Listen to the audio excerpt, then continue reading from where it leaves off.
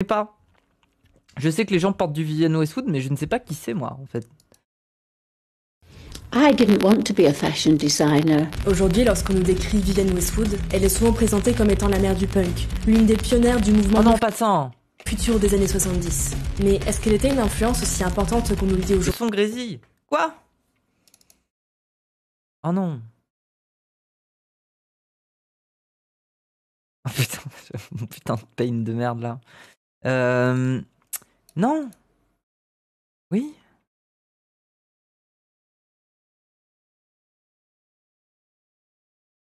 I didn't Non, want. on skip les seins là, ah ouais. Salut, je suis Tentacule et je crée du contenu autour de la mode alternative et des contre-cultures. Aujourd'hui, on se penche sur un gros morceau de l'histoire Putain, j'ai vu qu'il y a des gens, ils font des piercings comme ça là, où ils se mettent une chaîne sur le nez. Mais moi en fait, je passerai mon temps à avoir envie d'éternuer parce que ça frotte le bout du nez, c'est une partie tellement sensible. de la mode alternative avec Vivienne Westwood. À l'heure actuelle, c'est sûrement l'artiste la plus influente des contre-cultures du XXIe siècle. Elle est connue à travers le monde entier, par différentes générations et dans différentes Ah, c'est mignon, hein, moi j'aime bien. sous-cultures, en passant du punk d'Argentine jusqu'à la Lolita japonaise.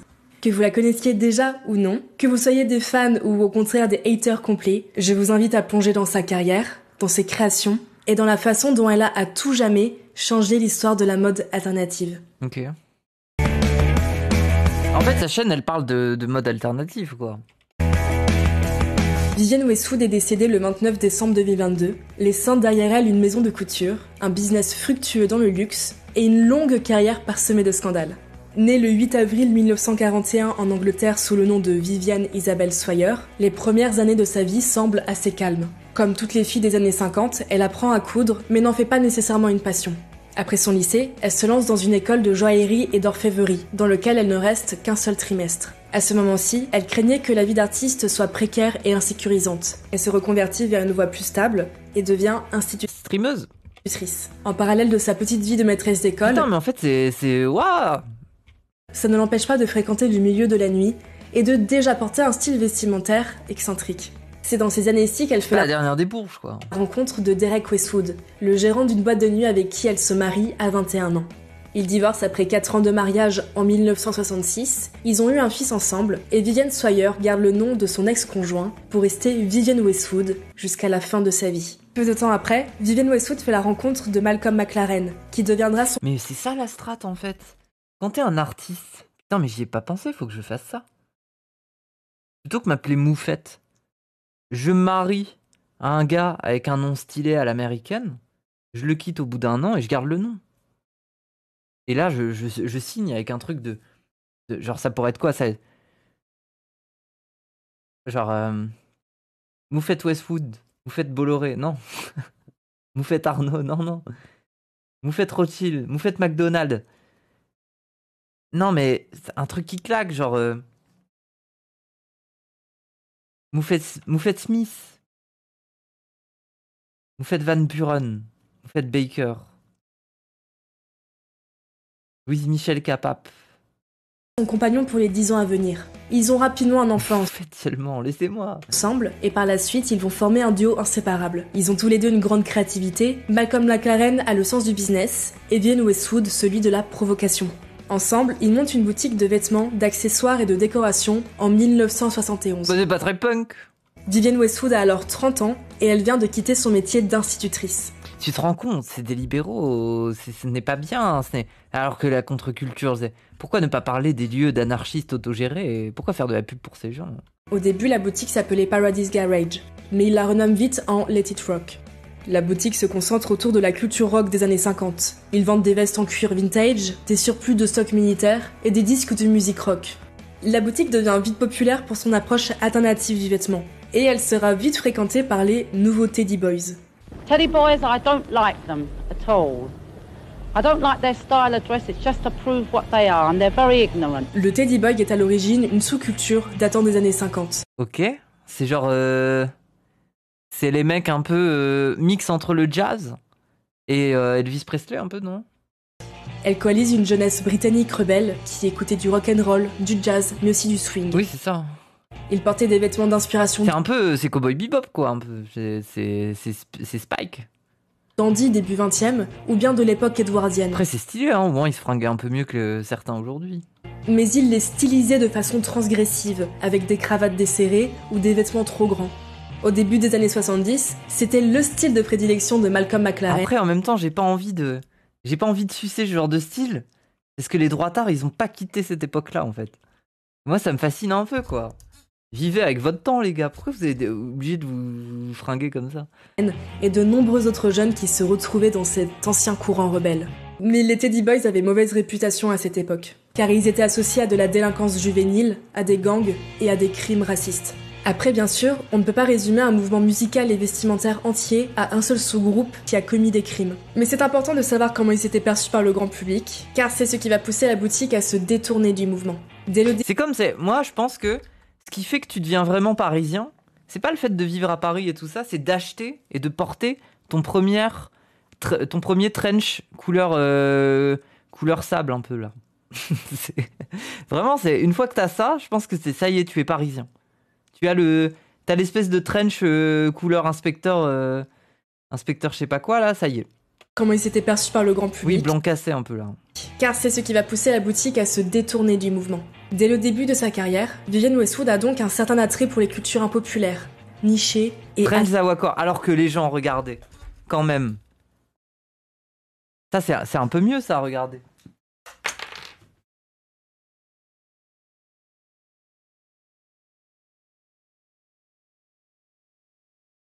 Ah. Bien ça.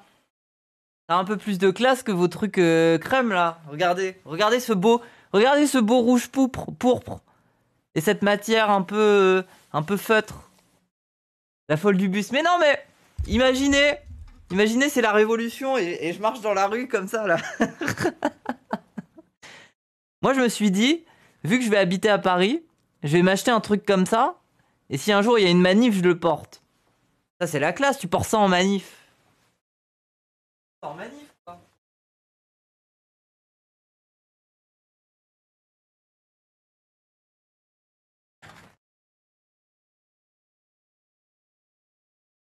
En fait, il est incroyable. En fait, je comprends le plaisir du trench, du truc comme ça, parce que c'est un peu lourd. Quand tu le portes, c'est très couvrant. En fait, je me sens comme Omar Little dans The Wire. Genre, je pourrais cacher une petite Remington cachée sous mon truc, quoi. Personne ne sait. Peut-être que j'ai des armes, enfin bref. Alternative. Merde. Après avoir participé au revival des Teddy Boys, la boutique du 430 Kings Road évolue vers une culture biker, avec des vêtements et des décorations de motards. Avec le style biker, le couple s'autorise une plus grande liberté de customisation. C'est moins codifié, ils jouent avec les formes, avec les noms de marques de motos, et ils utilisent de véritables pneus pour en faire des manches. Vivienne Westwood s'essaye aussi à des créations plus personnelles, qui au début sont des t-shirts avec des slogans écrits dessus à partir d'os de poulet, comme c'est un peu... ok. Par exemple Perv ou Rock. Jusqu'ici, pas de punk, mais seulement de la culture rock. Les choses prennent le tournant que l'on connaît aujourd'hui Faut le vouloir pour porter ça, là. Putain, mais du coup, c'est rentable. Genre, elle devait aller à KFC, et puis après, voilà, elle fait un truc qu'elle vend cher, quoi. 1973, lorsque le couple fait un voyage aux États-Unis pour s'exposer au National Boutique Show à New York. Ils font la rencontre de différents groupes de musique underground. Certains sont proto-punk, et d'autres explorent les derniers résidus du glam rock. Malcolm McLaren devient fan des New York Dolls, qu'il va accompagner en tournée en France et puis en Angleterre. À l'occasion, Vivienne Westwood leur crée même plusieurs costumes de scène. La vie nocturne de New York va inspirer le couple. Ils s'aperçoivent qu'ils se concentraient trop sur des cultures rétro et passées, alors qu'ils pouvaient rejoindre un mouvement créatif qui se déploie dans le présent. Désormais, ils veulent créer des choses pour le futur, ou plutôt pour l'absence de futur. Ok. Somehow, you know, the war was over in Vietnam. Right. But not for us. The protests didn't stop because the same people were in power that caused the war in the first place. Yeah. And we have this American hegemony whereby they rule the world through imposing their dollar on everybody, Yeah. and through their trade and through the fact that they have more arms than all the rest of the world put together. don't believe what the government tells you. Yeah. Don't believe the newspapers. I think that got into the head of the punks at the time. Yeah. Not much Ah oui. else, but I left them with that. De retour chez eux au 430 Kings Road, Même à 90 piges, elle est stylée. Ah ouais, elle a l'air en forme, hein. le couple a déjà plein de nouvelles idées. Déjà, la boutique prend un féroce virement esthétique. Renommée C en lettres capitales dans du caoutchouc rose, Ok. c'est une boutique qui va attirer l'œil depuis la rue. À l'intérieur, les murs sont recouverts d'une matière spongieuse, donnant l'impression d'être dans un utérus géant. Ah. On y vend désormais des vêtements en cuir et en latex, des sangles, Mais c'est une boutique SM. des zips, rappelant l'univers du fétichisme. Vivienne Westwood, qui adore les chaussures, propose des talons aiguilles, nos célèbres stilettos qui à l'époque étaient uniquement associés au milieu de la nuit et du striptease. Plusieurs vêtements font aussi écho à des scènes sexuelles. Certaines sont plus ou moins explicites, et le couple va devoir essuyer quelques Ouais, la vidéo me fait peur. amendes pour avoir vendu des obscénités. Adding straps and bondage and stuff, that was a sort of customizing. Well, that was customizing. We were just experimenting. Parallèlement à cette nouvelle Ouais, sensualité, bon, après, le truc du strap, je pense que c'est pas rentré dans la mode non plus, hein, bon. Vivienne Westwood s'engage idéologiquement. Avec McLaren, il s'intéresse très Non, fortement après, c'est rentré dans la mode grâce à Kerry James. au situationnisme français. Il s'agit d'un mouvement d'extrême gauche qui naît dans les années 60 et qui joue un certain rôle lors de mai 68. Comme son nom l'indique, leur revendication principale est de créer des situations révolutionnaires. Le couple s'inspire également de l'imagerie anarchiste et marxiste comme slogan politique. Kerry James, bah, vous connaissez pas la fameuse photo où il sort de chez lui avec sa meuf de l'époque, et la meuf, elle porte un short qui est fait pour mettre un strap. Bref. Le couple s'inspire également de l'imagerie anarchiste et marxiste comme slogan politique sur leurs vêtements. Le couple cherche à provoquer, à faire réagir, et leur art devient complètement politique lorsque Malcolm McLaren devient le manager d'un tout petit groupe de musique pas du tout connu, les Sex Pistols. Kerry James, mais oui, je suis trop bête. Kenny West, pourquoi je confonds les deux? Parce que ça commence par K et que c'est un peu américain. Non, c'est pas Kerry James. Ah oui, non. Putain, mais mon cerveau, il fait des proutes comme ça, des fois. Désolé. Oui, non, Kerry James, c'est pas là, c'est... Oui. Alors ça, lui, c'était bien son passage, là, au concert, là. Il s'est tourné à un moment à la caméra de PDH, c'était stylé, un peu. Le racisme, mais c'est... Waouh. Merci pour le sub offert à Broly. Les Sex Pistols, c'est un groupe en activité de 1975 à 1978. Merci, Necro. Ça dure à peine 3 ans. Il y a eu un seul album et 4 singles. Et pourtant, ce groupe a une postérité monumentale. Moi, je connais pas tout ça, Sex Pistols. Le groupe fait parler de lui dès 1976 avec leur son Anarchy in the UK. Tout le monde veut les censurer, on leur interdit des concerts. La BBC refuse de les faire passer à la radio. Et pourtant, toute une partie de la jeunesse britannique, principalement issue de la classe ouvrière, est attirée par ce nouveau groupe inspiré du rock américain. Le noyau des fans des Sex Pistols se font appeler les Bromley Contingent. On y retrouve Susan Lucas, surnommée Catwoman, Jordan Mooney, qui travaille à la boutique Sex, Siouxsie Sioux et Steven Severin, qui deviendront les Siouxsie and the Banshees, mais aussi les membres du futur groupe Generation X. Les Sex Pistols et le Bromley Contingent enchaînent les accidents médiatiques. La première catastrophe a lieu en 1976 avec le présentateur Bill Grundy. Ce dernier, ainsi que tous les jeunes punks présents, étaient complètement sous, et la conversation Mais quelle époque incroyable. s'échauffe un peu, jusqu'à ce que Bill Grundy commence à flirter avec Siouxsie Sioux, ce qui la met mal à l'aise. Oula. Steve Jones n'hésite pas à l'insulter sur le plateau télévisé, en direct.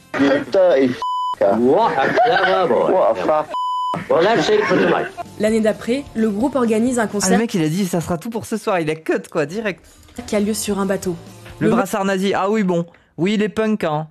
Oui, quand même les punks, hein. Ça va, hein. Je veux dire, l'esthétique est sympa, mais bon, les trucs nazis, vous auriez pu éviter. Au nom de la Tamise, ils chantent leur nouveau slogan « God Save the Queen », tout en longeant les chambres du Parlement, alors même que c'est le 25e anniversaire de règne d'Elisabeth II. Évidemment, il y a une arrestation corsée, et cette musique fera tellement polémique qu'ils perdent leur contrat dans leur maison de disques. Les paroles des Sex Pistols s'inscrivent dans l'idéologie punk, dans le rejet de la monarchie, du système, des codes sociaux et des inégalités. Vivienne Westwood les suit complètement dans cette nouvelle esthétique anti-monarchiste. Elle crée différents t-shirts à slogan qui fait référence au morceau God Save the Queen. Du côté de leur boutique, elles fonctionnent du tonnerre. En effet, leur groupe de musique attire de nombreux fans. Le vestiaire punk commence à se définir, à la fois par les vêtements de scène des Sex Pistols, mais aussi par le... Franchement, je trouve l'esthétique punk, elle nous nourrit encore énormément aujourd'hui, c'est trop stylé. Hein. La variété des formes, des couleurs, des trucs, c'est trop bien. Bromley Contingent, dont les membres contribuent à constituer l'esthétique vestimentaire, en particulier Jordan Mooney. Les vêtements sont abîmés ou déchirés, les mailles sont distendus, et les tissus attachés entre eux par de simples épingles à nourrice. On y retrouve des motifs récurrents, comme les lames de rasoir, les chaînes, les clous, les cadenas, et toujours ma sœur, elle a des lames de rasoir aussi. des slogans politiques. La reine Elisabeth II et le Moi, ma sœur, c'est une punk, c'est un peu une punk, donc du coup, ça me touche un peu. drapeau sont régulièrement Oui, non, c'est bon, les nazis, stop. Hein. tournés en ridicule, et on peut retrouver des t-shirts avec des croix gammées dessus. Oui, non, mais c'est pas ridicule au bout d'un moment. L'utilisation de la croix gammée peut vraiment poser question aujourd'hui. À l'époque, Oui. l'Europe était dans ce qu'on appelle le négationnisme, c'est-à-dire qu'ils ne reconnaissaient pas les méfaits et le génocide commis par l'Allemagne nazie. Ils étaient dans le déni. Lorsque Vivienne Westwood emploie la croix gammée dans ce contexte, c'est pour provoquer, pour leur rappeler ce pan de l'histoire qu'ils veulent glisser sous le tapis. Ok, pourquoi pas. À travers ses vêtements punk, Vivienne Westwood Oui, questionne le contexte est différent, oui. le bon goût, s'oppose strictement aux normes sociales et n'hésite pas à venir titiller les sujets qui dérangent. Avec la boutique, le couple fait le lien entre la scène musicale punk, le public punk et le développement d'une mode vestimentaire. The point is to change yourself. And if you But why? Why does one have to change? Because then you'll feel oneself? great. Do you think? Well, I'd like to see. En 1979, le groupe des Sex Pistols se démantèle. Johnny Rotten, le chanteur et leader, quitte le groupe et traite McLaren et sa Il compagne s'appelle Johnny Rotten, c'est un surnom. Incroyable. d'escrocs qui surfent sur les tendances. Sid Vicious, le bassiste, décède quelques mois plus tard Oui, d'une c'est un surnom, oui. overdose. De son côté, Vivienne Westwood commence à perdre de l'intérêt pour le mouvement punk, qui commence un peu à se dénaturer. Trop de personnes se sont emparées de la musique et de l'esthétique punk, sans comprendre le propos politique derrière. Il devient un argument de vente, Ah oui. un produit, un Bah oui. Désolé, hein. Mais c'est la même chose avec les queers. Hein. Je pense ça va finir comme ça. Hein. pur effet de On mode. va se faire engloutir par le capitalisme. Ils vont faire des vêtements mixtes. Ils vont être, regardez, on est woke, on fait des vêtements mixtes, et puis voilà quoi. À l'heure actuelle, la postérité dépeint Vivienne Westwood comme étant la mère du punk. Mais est-ce que c'est un titre pertinent ? Eh bien, tout le monde n'est pas d'accord avec ça. Déjà, c'est difficile de cerner quand et où a exactement commencé le punk. Et ensuite, La gueule du propos politique aussi. Bah, on peut reprocher beaucoup de choses au punk, mais je trouve que au moins ils étaient radicaux un peu. Bon après ils se sont vite laissés subvertir par le capitalisme un petit peu quoi. Un petit peu quand même. Mais bon globalement dans leur ligne ça me paraissait plutôt radical. Genre il y a même certains points par exemple on peut pas leur reprocher genre ils étaient pas enfin ils avaient des consciences internationalistes, des trucs comme ça. Les premiers radicaux, oui voilà je le vois comme ça.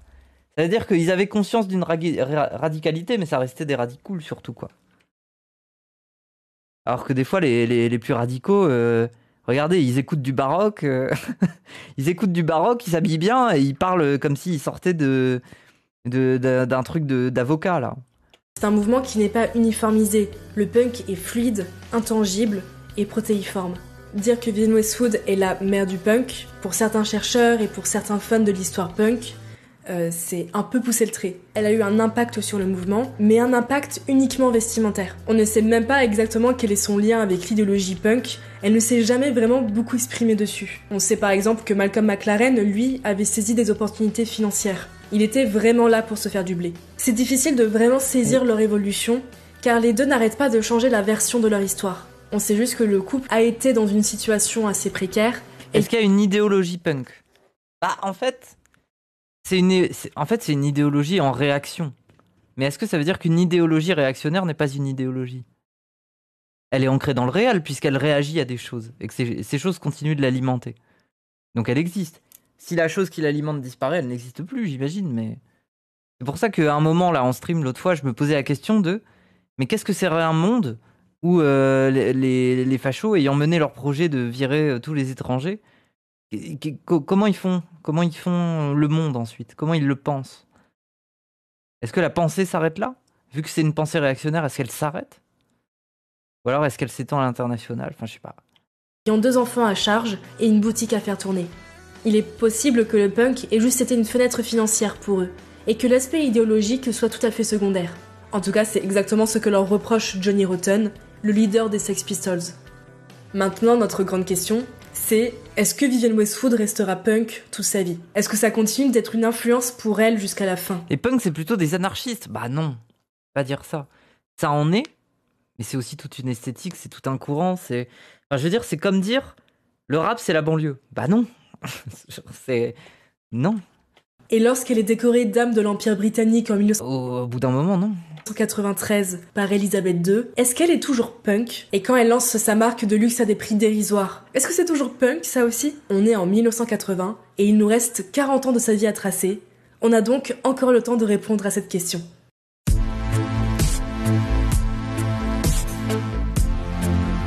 À la fin des années 70, on assiste à l'émergence d'une nouvelle scène musicale. Vivienne folle du bus. Mais moi, ça me rassure.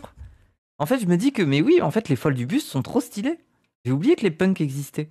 Trop heureuse, je suis une folle du bus. Britannique. Ça m'a donné confiance en ma folle du busserie. New Romantics, ou les Nouveaux Romantiques en français. Très inspirés par le glam rock du début de la décennie, ils arborent un look baroque, théâtral, des coupes de cheveux et des maquillages exubérants, avec des vêtements d'inspiration romantique et dandy londonien. Par le glamour, ils s'opposent volontairement au punk rock de l'époque. Putain, ça me rappelle quand je me suis fait engueuler par un punk une fois, je m'en rappelle. J'ai oublié son nom, mais je le voyais souvent à une époque. À un moment, justement, je parlais un peu de bail LGBT ou je sais plus quoi, et d'un coup, il vient me voir, et bourré, il me dit « Hé, ferme ta gueule, c'est nous les punks, on vous a tout donné !» Il avait raison un peu. Il avait raison, désolé. Que l'artiste Nicola Tyson qualifie de cynique, monochrome et stupide. Les soirées New Romantics ont lieu dans des clubs gays, puis dans des clubs tout court, dont les soirées sont baptisées les Bowie Nights, en référence à David Bowie, l'influence principale des nouveaux romantiques.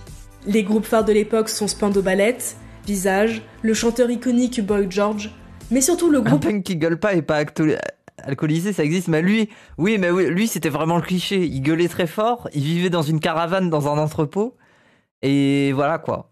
Et il avait toujours une clope au bec, mais je le kiffe trop ces gars, faudrait que je le revoie, faudrait que j'aille les revoir et tout. Le collectif d'artistes là que je connaissais à une époque. Ça me manque. Adam in the Ants, qui va nous intéresser tout particulièrement. Au début de l'an 1980, Adam Ant est leader de son groupe Adam in the Ants, mais leur popularité commence à chuter un peu. Il entre en contact avec Malcolm McLaren, pour qui l'expérience Sex Pistols vient de s'achever, pour lui demander d'être leur manager. Le groupe l'esthétique Bowie, je trouve ça horrible. Ah ouais.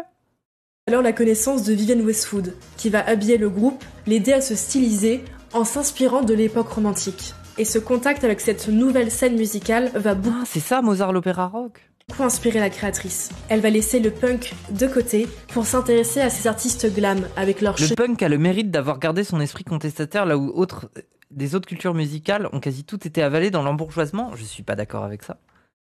Quand tu vois qu'il y a des vieux punks qui finissent par, je sais pas moi, être éditorialistes. Vous l'avez vu ce truc là?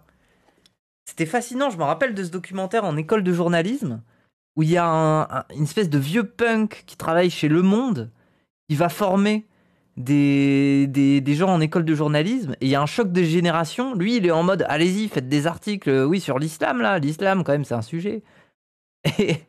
Et sur un truc un peu ni Dieu ni maître, et les élèves, ils sont en mode, waouh, bon, ok. Bien sûr que ça sent bourgeoise, mais en fait, c'est le propre de toute culture, elle appartient à personne au bout d'un moment. Tout le monde peut la reprendre. Un gamin qui vit dans un village et qui est matrixé par ça, en allant à une boutique de fringues, il peut réussir à se donner un look punk. Et donc à partir de... ça devient le punk du village. Ça n'appartient à personne, donc ça devient plein de choses en fait. Mise à jabot, leur veste à la hussarde et les robes romantiques. Les artistes utilisent de beaux tissus luxueux, comme le brocart, la soie et le velours. Ils jouent sur l'androgynie, ils transcendent les codes du genre. Par rapport au punk, ils sont beaucoup plus dans le raffinement, ce qui crée pour Vivienne Westwood une approche complètement différente aux vêtements, qui jusqu'ici n'étaient qu'objet de provocation. Et si... Oui, je parle de la culture et pas des anciens punks. Oui, bah oui, mais dans le sens où ce vieux punk qui bosse chez Le Monde, je pense que demain il va à un concert, bon, s'il commence à ouvrir sa gueule, ça le regarde un peu bizarre peut-être. Mais voilà, mais faut pas se faire de fausses idées, le punk ça a fini par disparaître progressivement. De toute façon, il y a bien des choses qu'on peut reprocher à des textes de Frisk Corleone. Des fois, il dit des conneries. Mais quand il a dit Le rap c'est comme le rock, satanique comme le rock, il a raison. L'affiliation elle est là. Voilà. Hein. Finalement, le vêtement pouvait être une affaire de bon goût. I was interested in this period around the time of the French Revolution, with all this teased hair and these sort of frock coats and stripy trousers, and they were called the incroyables. En 1981, Vivienne Westwood et Malcolm McLaren La France influence le monde. Hein. proposent leur premier défilé. À ce moment-ci, la marque s'appelle World's End et a le but de promouvoir la boutique au 430 Kings Road. Rétrospectivement appelés pirates, le duo puise leur inspiration dans la Révolution française et dans l'imaginaire de la piraterie. Les mannequins ont des chapeauteries. Bon, c'est un peu moche, mais les deux associations me plaisent beaucoup. Mais pourquoi pas avoir fait l'un et puis ensuite l'autre? Tricornes, des chaussures à bout carré et des bottes sanglées. Les silhouettes sont androgynes et théâtrales. Ouais, je suis pas convaincu, je préférais avant. La créatrice y introduit le motif squiggle, qui sera Ça, c'est stylé, ça. récurrent dans ses collections Ça, c'est grave stylé. jusqu'à la fin de sa vie. C'est un Oh, il me faut ça. Il me faut une robe Westwood avec ça. C'est trop stylé, je trouve. motif de cordage qui évoque les nœuds marins, mais aussi la pendaison, l'ultime punition qui attendait les Oui, ça, bof. flibustiers. Le pirate est une figure subversive, romantique et symbolique de liberté. En plus de la Révolution française, le couple va aussi chercher leur inspiration dans différents pays extra-occidentaux, comme par exemple aux Antilles ou bien avec la Bolivie et le Pérou. Ça, je n'en suis pas certaine, mais il est possible que le couple soit sensible à l'Amérique du Sud, parce que c'est au Pérou qu'a eu lieu les tout débuts du punk. L'influence péruvienne Ah ouais? suivra Vivienne Westwood sur plusieurs années, comme par exemple avec Nostalgia of Mud en Tu 1982. fais de la couture, Moufette? Non, moi je fais pas de couture. Mais ma grand-mère est couturière. Moi j'ai grandi dans les tissus, dans les machins. Je suis très sensible à la mode et tout ça. C'est juste que je suis pas sensible aux marques et à toutes ces choses-là. Parce que ma mère, elle m'a pas éduqué comme ça. Ma mère, elle me parlait des formes, des couleurs. Elle me parlait de tout ça, mais elle me disait pas, ah, telle marque fait ça, telle marque fait ça. Elle s'en fout en fait. C'est plus une question d'association, de style et tout, quoi. Dont les robes et les chapeaux font écho à la culture Aymara. Donc Et même c'est marrant parce que je peux parler de mode, mais j'ai pas du tout ce truc de dire ah là là, le trench de machin, il est bien. Non, moi, je m'en fous en fait. C'est plus les Cara Design qui m'intéressent. C'est pour ça, même des fois, il y a des gens, on peut avoir l'impression que je m'en moque en disant qu'ils ont un Cara Design, mais non, c'est ça qui est fou avec le Cara Design, c'est que sur certains critères, tu pourrais être considéré comme moche par certaines normes, mais le Cara Design, ça fait tellement de choses. C'est pour ça les gens perdez pas espoir. Hein. Si vous vous sentez mal dans votre peau et tout ça, dites-vous qu'il y a des Cara Design de fous qui existent pour vous. Il faut juste les découvrir. presque 30 ans plus tard, en 2014, elle s'inspire de la culture Ashaninka, un peuple péruvien de la forêt amazonienne que la créatrice rencontrera.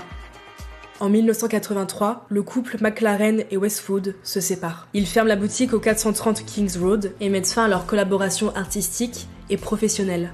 Mais Vivienne Westwood est déjà dans le rythme des défilés, et cette rupture n'est vraiment pas ce qui va la freiner. Maintenant que la boutique World's End est fermée, elle va devoir donner un autre nom à sa griffe, et sobrement, elle choisira le sien, Vivienne Westwood. À ce moment-ci, Et pourquoi ce sigle? et sobrement, elle choisira le sien, Vivienne Westwood. En fait, c'est la grenade, c'est la grenade Alléluia dans Worms, non? À ce moment-ci, Moi, je le vois comme ça. ça crée un gros tournant esthétique. Auparavant, ces créations répondaient à leur Parce époque. que c'était une bandeuse de Worms. Non, c'est pas ça. C'est une ref à Worms, quoi? C'est effectivement ça. Oui, c'est la Holy Grenade de Sacré Graal. Hein. Oui, c'est dans Sacré Graal. Hein. Si vous savez pas, c'est pas Worms. Hein. Enfin, à la base. Ils étaient en dialogue avec des contre-cultures, Ah ouais, c'est la Sainte Grenade d'Antioche. Donc c'est vraiment ça. Trop marrant, en vrai. avec une jeunesse rock révoltée. À partir de sa rupture avec Malcolm McLaren, ses collections semblent s'être déconnectées de ces milieux. Elle part sur une démarche expérimentale, purement artistique, sans s'associer à un mouvement en particulier. Désormais, Vivienne Westwood fait cavalier seul et affirme sa propre créativité. C'est juste une ref médiévale, les gars, rien à voir avec Worms. Mais toi, le Père Noël, genre, il est venu chez toi, tu l'insultais, toi. Vivienne Westwood était une femme assez érudite. Elle aimait énormément la culture, l'histoire, la lecture. Dans ses livres préférés, on retrouve du George Orwell, Lewis Carroll ou encore Aldous Huxley. Ce goût pour la culture l'amène à travailler sur des patrons des siècles précédents et à tester des techniques anciennes d'assemblage de tissus. Elle est persuadée que c'est dans le passé, dans ce qui a été, qu'elle trouvera à la fois la technique et l'inspiration pour créer de la modernité. The only place to find ideas is by looking at what people did in the past. So you can't be original by just wanting to do something.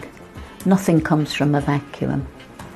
En 1985 a lieu le tout premier défilé de la marque Vivienne Westwood, intitulé Mini Crini. C'est un clin d'œil à Mary Kent et à sa mini-jupe des années 60, qui cette fois se décline par l'usage de la crinoline, ce sous-vêtement datant du 19e siècle. Ah oui, ce truc insupportable là, waouh. Qui porte ça? Il y a encore des gens qui portent ça? Elle garde la même silhouette volumineuse des siècles passés, mais la longueur s'arrête au-dessus des genoux. Dès lors, Vivienne Westwood marque son intérêt pour les sous-vêtements anciens, et pour leur usage comme vêtements de tous les jours. Je veux dire, à quoi bon porter ça? Maintenant, il y a des jupons. Au pire, si tu veux faire gonfler une jupe, tu mets un jupon, non? Déjà en 1982, ces modèles portaient des soutiens-gorge par-dessus leurs vêtements. Elle s'inscrit dans une libération du corps féminin et de sa sexualité. En 1987, elle introduit le corset comme vêtement de tous les jours, et non pas comme sous-vêtement. Elle s'amusera aussi à modifier la silhouette féminine, avec des rembours-fesses bien visibles en 1994 et 1995, tout en créant des corsets qui soulignent Qu'est-ce que c'est que ça? De plus en plus la poitrine et la taille. C'est subversif, sensuel, et pourtant, c'est du prêt-à-porter. Avec Mini Crini, c'est aussi la première fois que Vivienne Westwood propose des chaussures à plateforme sur ses collections. Les toutes premières sont designées par Patrick Cox, un chausseur d'avant-garde. En 1987, les célèbres Rocking Horse font leur apparition. Elles se caractérisent par une semelle épaisse en bois avec un creux au niveau Ah ouais? Mais ça vient d'où? Vivienne Westwood, les plateformes du coup? du talon, créant ainsi un mouvement de Non, c'est un peu la norme, hein. bascule dans la démarche. Depuis, elles reviennent régulièrement sur les défilés Westwood, sous différentes formes. La créatrice trouve en premier lieu son inspiration dans l'histoire et la culture britannique. En 1987, elle sort sa collection Tweed Harris, dont le nom fait référence au tissu traditionnel écossais, le tweed. C'est un tissu en laine qui, traditionnellement, était porté pour les activités Ah mais le tweed, c'est pas hyper chiant sur la peau, genre ça gratte et tout? en plein air, Je crois que le tweed, c'est horrible à porter, non? comme la chasse ou la marche à pied. Début XXe siècle, ça devient un tissu porté également pour la ville, et il est notamment popularisé en France par Coco Chanel. Lorsque Vivienne Westwood s'approprie le tweed, c'est pas révolutionnaire, mais c'est pas commun non plus. Au début de sa carrière, elle use de tweed au motif uni, mais dès 1988, le tweed tartan devient omniprésent. Le motif tartan, c'est déjà quelque chose qu'elle utilisait dans ses années punk, avec par exemple son pantalon bondage qu'elle avait créé dans les années de Sedition Armies. L'Écosse est donc un pays source d'inspiration pour elle. Elle y emprunte les sporranes, des bourses en cuir qui se portent par-dessus le kilt, les chaussettes au motif argyle, ainsi que les gillies, qui sont des chaussures de danse traditionnelles. Elle les emploie pour des modèles de Rocking Horse, mais aussi pour des Mais chaussures on l'a jamais accusé de comment on dit là déjà, d'appropriation culturelle à ce stade, parce que à talons vertigineux, qui par ailleurs causent la célèbre chute de Naomi Campbell en 1993. oui, ça a l'air horrible à porter en fait. Et puis, fidèle à ses années punk, elle détourne aussi des motifs et des traditions anglaises. Rien qu'avec Tweed Harris en 1987, on voit ces mannequins porter de petites capes inspirées de la monarchie anglaise. Avec les chutes de tissu, Vivienne Westwood crée même des chapeaux à l'effigie de la couronne britannique. Pour la forme des tenues, elle s'inspire des princesses Elizabeth et Margaret dans les années 1930, avec leurs vêtements conservateurs. Et l'Angleterre, ils sont plus à ça près. Putain, c'est vrai que c'est un pays qui s'est bâti sur l'appropriation quand même. Et les jupes trapèzes. À cette époque, même Le thé, hein, la boisson anglaise, hein, le thé. Hein. si ces créations ont l'air moins engagées, la créatrice n'hésite pas à se moquer des monarques et des politiciens. Comme par exemple en 1989, lorsque Vivienne Westwood apparaît sur la couverture du magazine Tatler, habillée en Margaret Thatcher. Pour rappel, Margaret Thatcher était connue pour sa politique ultralibérale et oppressive à l'égard de la classe ouvrière britannique. Avec le titre « This Woman Was Once a Punk », elle se moque ouvertement de leur première ministre. La deuxième source d'inspiration favorite de Vivienne Westwood, c'est la culture française. Enfin, plutôt la France des siècles passés. C'est pas trop son délire, la française parisienne, qui est pourtant à la mode à cette époque. En vrai, ça va, en France, on est bien aussi. Hein. Elle a plutôt un goût prononcé pour le baroque, la rocaille, le rococo, etc. Avec sa collection Portrait en 1990, elle reproduit le tableau Daphnis et Chloé du peintre François Boucher. C'est la première fois qu'elle fait une référence aussi textuelle d'un tableau, et c'est quelque chose qu'elle réitérera à de nombreuses reprises. Ah, mais je comprends pourquoi il y a autant de modèles, des espèces de t-shirts qui reprennent des trucs comme ça de tableaux et tout. Ça aussi, c'est Vivienne Westwood qui influence, non? Reprise. En 1990, le motif boule fait aussi son apparition sur le podium. C'est une référence à André-Charles Boulle, l'ébéniste du roi au XVIe et au XVIIe siècle, qui avait innové par ses motifs et ses couleurs dorées les meubles de l'époque. Imprimés à la feuille d'or sur les tissus. En vrai, je trouve ça stylé. Hein. Bon, après, c'est pas non plus les trucs que je porterais, mais toute cette récupération de trucs un peu baroques et tout, je trouve ça bien. Vivienne Westwood se les réapproprie dans ses tenues. Comme les motifs Squiggle ou Tartan, le motif boule reviendra régulièrement dans ses créations. Si la fin des années 80 présente les expérimentations de la créatrice, les années 90 connaissent un virage vers une esthétique qui devient cohérente. Elle perpétue son désir de subversion, mais au travers d'une certaine élégance. Dorénavant, ces mannequins ont des silhouettes raffinées, et chacune de ces collections se termine sur des robes de bal impressionnantes. On pourrait presque penser que la créatrice se conformise. Après tout, elle exprime son admiration pour Christian elle crée une ligne, quoi. Ça. Dior et Jacques Fatt, et elle déclare même qu'elle a toujours été fan de la famille royale. Ses vêtements semblent désormais s'adresser à une certaine élite, faisant écho à la noblesse européenne des siècles précédents. Mais en même temps, elle joue avec beaucoup d'humour sur les traditions. Il y a ce côté sensuel, presque vulgaire. Elle cherche à déstructurer le bon goût. Elle s'amuse avec des braguettes féminines. C'est incroyable, ça veut dire... Waouh, qu'est-ce que quoi?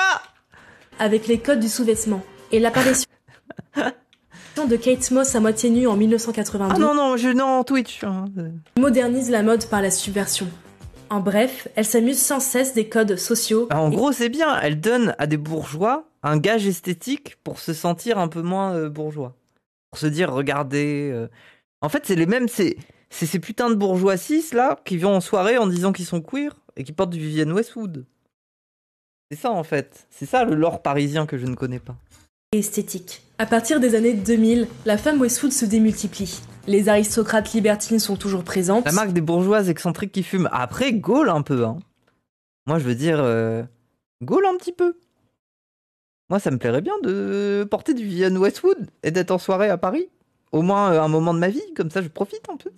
Et la créatrice introduit des êtres éthérés inspirés de la mythologie grecque, ainsi que des éco-guerrières à l'apparence sauvage. Vivienne Westwood s'est toujours intéressée aux femmes héroïques, rendant hommage aux sorcières en 1983 ou en 2006, à Marlène Dietrich en 1992 et bien d'autres encore. Son point de départ est parfois la peinture, avec par exemple l'artiste François Boucher et ses tableaux mythologiques dont ses modèles semblent s'extirper. Elle passe par du rococo modernisé en 2005, avec des coupes romantiques et des couleurs dorées. En 2006, avec la collection Innocente, la mythologie en fait veut devenir une bourgeoise. Mais c'est terrible. Moi, je veux pas niveler par le bas. En fait, c'est ça la différence. C'est que moi, j'ai envie que tout le monde puisse s'élever et profiter de la vie et kiffer. Bon, bah, pour l'instant, c'est pas évident. Donc, laissez-moi le faire. Laissez-moi le faire, moi. Kiffez ça, et puis force à vous. Bourgeoisez-moi, bah oui. Vous savez comment faire, hein. C'est pas compliqué, hein. Il y a un bouton pour faire des dons, envoyer des bits et tout, c'est comme ça, hein. C'est comme ça, hein. Moufette est déjà une bourgeoise. Waouh, c'est faux. Sauce d'Emcor. Quoi? Oh là là. Oh là là, je suis une sauce d'Em, moi. Moi, une sauce d'Em, moi. Moi. Un peu. Je suis pas une sauce d'Em, moi. Incarne par la silhouette, dont les drapés font volontairement écho aux habits de la Grèce antique. Les robes sont comme des toges rigides en velours, en taffetas de soie ou en tweed, à la fois modernes et païennes. Dans la seconde moitié des années 2000, Vivienne Westwood s'amourage... En fait, t'es une bourgeoise, mais seulement du style, mais arrêtez. J'ai un style de bourge pour vous, mais je comprends pas. Hein. En fait, s'habiller correctement, c'est être un bourge. Bah désolé, mais vive les bourges alors. Enfin, je sais pas, au bout d'un moment, c'est bien quoi.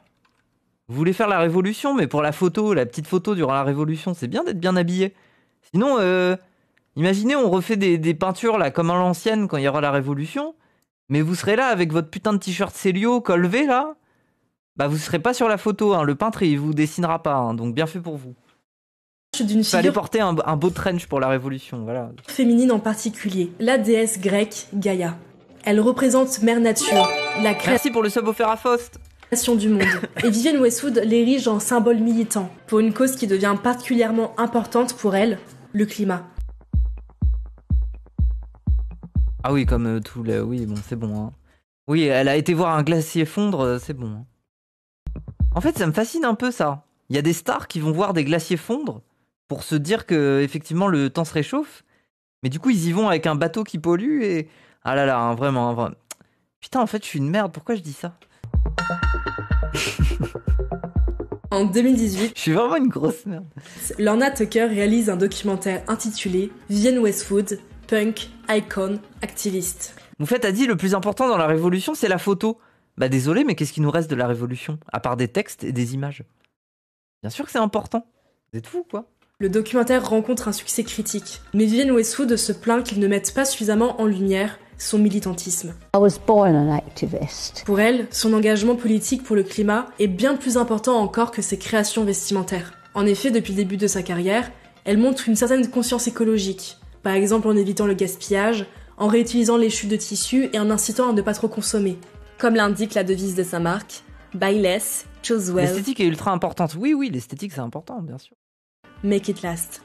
La créatrice prétend vouloir une mode durable, économe et écologique. Mais pour beaucoup, ce serait un discours hypocrite. En 2013, Vivienne Westwood sort la collection Sauvons l'Arctique. Le nom ne cherche pas la subtilité, il va droit au but. Pendant le défilé, la créatrice fait distribuer une charte écologique dans laquelle elle inscrit ses revendications. Plusieurs années plus tard, en 2000, Ok, c'est quoi ces revendications? distribuer une charte écologique Putain, on peut pas lire. Moi j'ai envie de lire en fait.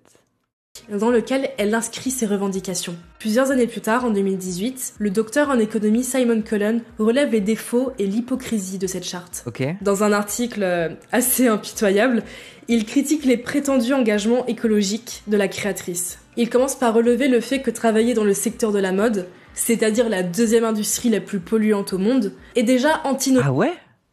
à En son même temps, oui, avec Chine et tout là. militantisme. La mode, c'est de la production de masse, de la production qui n'est pas nécessaire, et en plus dans le milieu, il faut sortir 2 collections par an avec au minimum 15 tenues. Ah ouais. Moi je pense que la vérité, c'est que on devrait, en fait, plutôt qu'acheter toujours des choses neuves, on devrait de temps en temps s'acheter des trucs neufs parce que c'est grave stylé, mais des trucs, tu sais, des beaux vêtements et tout. Et le reste, on se débrouille, genre seconde main, friperie, machin et tout. Hein. Faut faire des bonnes machines à laver, quoi, pour bien les nettoyer. Elle utilise des matériaux non éthiques, comme le Moi, PVC, c'est comme ça que je fais. Après, faites comme vous voulez, mais... les plastiques et les polymères à base de pétrole, qui est une énergie fossile. De plus, elle ferait fabriquer ses vêtements en Chine et en Turquie pour une main-d'œuvre à moindre coût. Elle est impliquée dans des histoires d'évasion fiscale, et Simon Cullen relève que ses immenses dons à des associations écologiques lui permettraient de se les déduire des impôts. Oui. Et lorsque l'on questionne Vivienne Westwood sur l'absence de conscience écologique au sein même de sa Sponsor Vinted. Moi, je veux bien une sponsor Vinted, bien sûr. propre entreprise, elle répond que elle ne se sent pas à l'aise à l'idée de défendre ses propres vêtements. Elle ne s'est donc jamais vraiment exprimée dessus. On passe quand même de la punk qui Oui, bah vend voilà, bah c'est une créatrice qui est devenue ultra connue et voilà, quoi. C'est de l'argent, quoi. ses petites créations dans une boutique à la grande femme d'affaires qui vend ses vêtements de luxe à des prix exorbitants. Beaucoup de personnes vont aussi Et c'est pour ça, hein. L'un des problèmes, en fait, des esprits contestataires, en fait, très souvent, hein, un des trucs des esprits contestataires qui les endort, c'est la mondanité. Hein. C'est le pouvoir de la bourgeoisie, c'est sa mondanité. Hein. Vraiment, hein.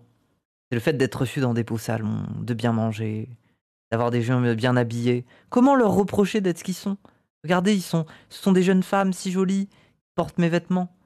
Ce sont des jeunes hommes très charmants. Voilà, mais comment leur reprocher d'être ce qu'ils sont?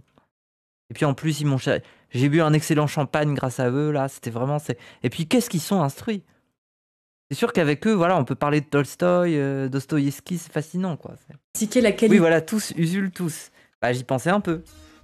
Je veux dire, il y a des raisons pour lesquelles Usul s'est mis à se dire que c'était pas mal Écologie Les Verts à un moment, quoi. La mondanité. de la marque, surtout pour ce qui est des bijoux. Parce que Europe Écologie Les Verts, la vérité, c'est que moi je le vois comme ça socialement, ce qui constitue énormément leur sociologie, très souvent, c'est leur mondanité. Parce que les sensibilités écologistes, elles sont pas le cas de tout le monde. Genre, il y a plein de gens, ils sont écologistes, mais ils vont pas voter Écologie Les Verts. Ce qui les caractérise beaucoup, c'est leur mondanité, je trouve. Hein. C'est vraiment la sociologie des bars un peu huppés, une manière de s'habiller, des loisirs, comme se déhancher, apprendre à twerker. Enfin,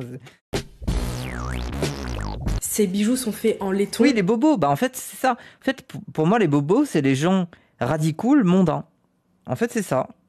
Les radicaux mondains. C'est ça un bobo, en fait, surtout aussi. Un alliage de cuivre et de zinc qui s'oxyde rapidement et qui est allergène. Quelqu'un expliquera que Vivienne Westwood aimait avoir des bijoux oxydés pour leur aspect ancien. Ce qui est un argument recevable, mais dans ce cas, pourquoi un prix pareil pour du laiton ? C'est exactement comme si je vendais à 50 balles une bouteille de plastique. Au final, rien ne la différencie des autres marques de luxe. Mais on va quand même essayer de nuancer un peu tout ça. Il faut avoir en tête qu'à l'heure actuelle... Et du laiton Vivienne Westwood, bah ouais. Vivienne Westwood, c'est une marque. En même temps, moi, je suis pas... là-dessus, je suis en mode, waouh, si l'objet est beau, qu'il soit fait en laiton ou en or, qu'est-ce que je m'en bats les couilles ? C'est la forme, c'est la couleur et tout qui compte. Entreprise. Ce n'est plus juste une personne qui vend des t-shirts dans son petit magasin. Il y a des enjeux économiques qui sont complètement différents et on ne connaît pas la prise que Vivienne Westwood a sur sa propre entreprise aussi. De plus, même si sa marque n'est pas très en accord avec ses propres revendications, Vivienne Westwood a réellement mené des actions politiques. C'est chiant quand ça déteint. Ouais, mais après, des fois ça peut donner un charme quand les choses déteignent et tout ça. Et au pire, si jamais vous voulez vraiment que ça reprenne sa couleur, la solution elle est pas compliquée, vous mettez le métal dans du bicarbonate de soude là, vous attendez un petit peu puis voilà quoi. Ou limite un peu de l'acide, mais des acides légers. Julian Assange. I am the canary in the cage. Attends quoi ? Revendications, Vivienne Westwood a réellement mené des actions politiques. Julian Assange. Ça me fascine un peu. La méta drapeau palestinien avec elle dans une cage là.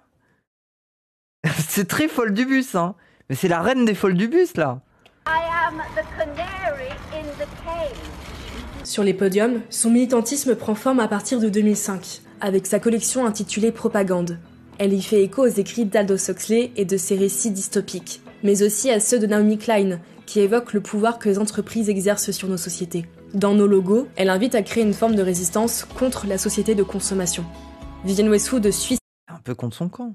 cette injonction, et le slogan Branded accompagne la collection Propagande. Elle s'en sert pour étayer son propre discours anticapitaliste. Moi, je suis désolé, Vivienne Westwood. Si jamais tu veux être anticapitaliste, tu peux déjà faire un move. C'est que tes vêtements, ils coûtent aussi cher que chez Zara, quoi. On rentre dans une boutique, ok, bah c'est 40 balles.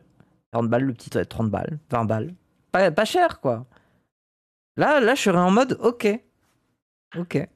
People accept corruption because they don't know there's an alternative.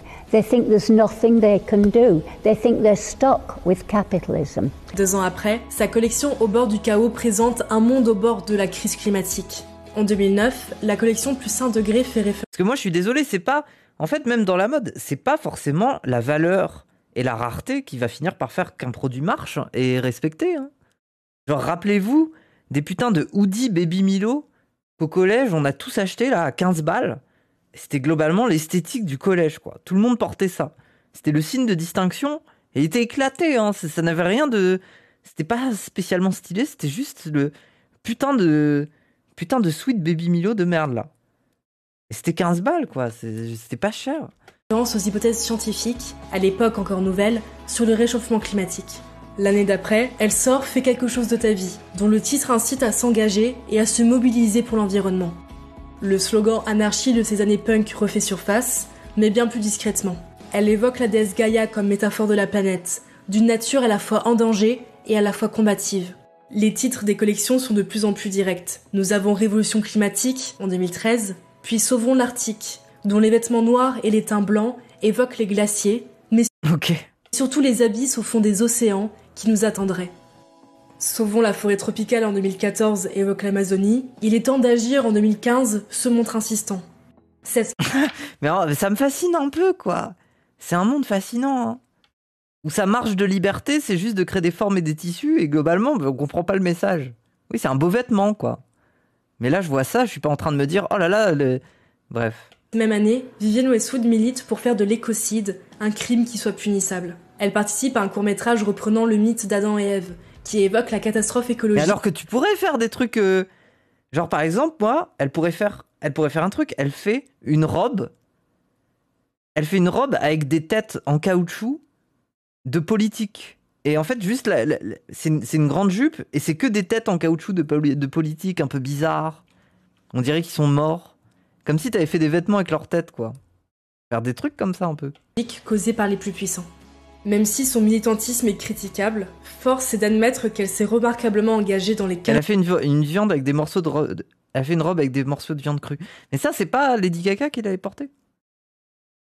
Dernières années de sa vie, que ce soit au travers de manifestations ou de bouts de tissu. L'idée, bien sûr, ce n'est pas de faire son procès, mais plus de réfléchir à comment est-ce que des engagements politiques peuvent venir nourrir une créativité, et comment est-ce que l'industrie de la création, dans notre système actuel, peut aller à l'encontre de nos propres idéaux.